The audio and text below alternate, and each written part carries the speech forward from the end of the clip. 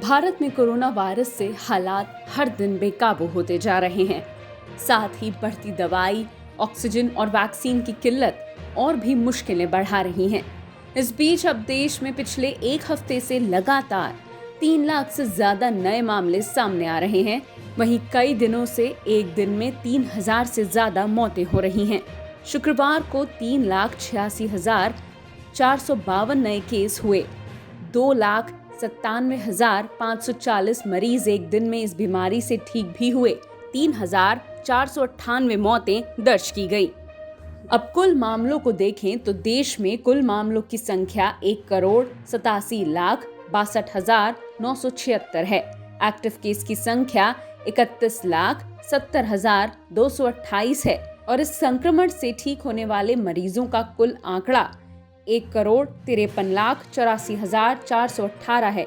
वहीं कुल मौत के मामलों की संख्या 2,08,330 हो गई है। वहीं अगर हम वर्तमान स्थिति को देखें तो भारत में अब आए दिन मौतों का आंकड़ा तेजी से बढ़ रहा है। पिछले 7 दिनों में भारत की औसत दैनिक मृत्यु 2,882 हो गई, जो दुनिया में सबसे अधिक है। बीते कुछ दिनों में भारत में मृत्यु दर बहुत तेजी से बढ़ी है।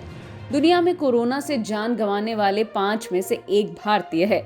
महाराष्ट्र में पिछले 24 घंटों में 771, दिल्ली में 395 और यूपी में 298 मरीजों की मौत हो गई। मौत के मामलों में महाराष्ट्र और दिल्ली बेहद प्रभावित हैं। ये राज्य मामलों में भी सबसे प्रभावित हैं। स्वास्थ्य मंत्रालय के अनुसार महाराष्ट्र, उत्तर प्रदेश और दिल्ली 10 ऐसे राज्यों में हैं जिनमें नए मामलों का कुल 73.05% है। वहीं बता दें, महाराष्ट्र में पिछले 24 घंटों में 66,159, यूपी में 35,104 और दिल्ली में 24,235 नए मामले सामने आए हैं। तो वहीं केरल में यह आंकड़ा 38,607 पर पहुंच गया है।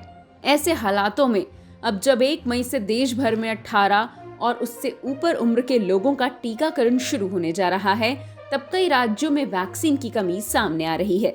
ऐसे में दिल्ली, हरियाणा समेत कई राज्यों में वैक्सीन की कमी से 1 मई से टीकाकरण अभियान टल गया है।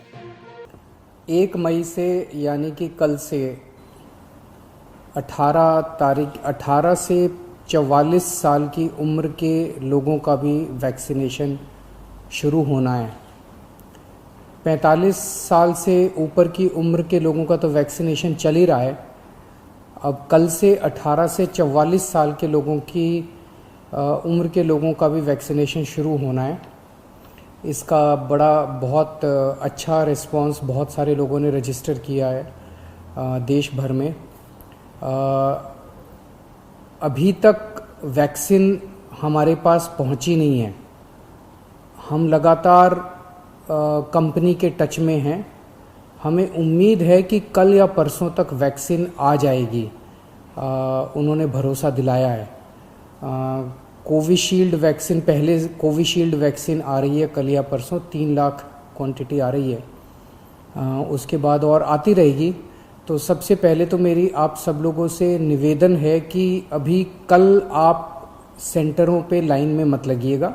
वहीं हरियाणा में भी अब तक पर्याप्त वैक्सीन नहीं पहुंची है, लेकिन स्वास्थ्य मंत्री अनिल विज का कहना है कि उनकी तैयारी पूरी है। हमारी पूरी तैयारियां हैं। जैसे ही वैक्सीन आ जाती है हम काम शुरू कर देंगे। कब तक वैक्सीन आ जाएगी? हमें उम्मीद है टाइम पर आ जाएगी।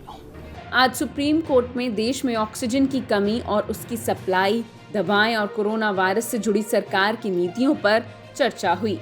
तो वहीं आज प्रधानमंत्री नरेंद्र मोदी ने केंद्रीय मंत्री परिषद की बैठक में कोरोना से निपटने के लिए की जा रही तैयारियों और उपायों की चर्चा की।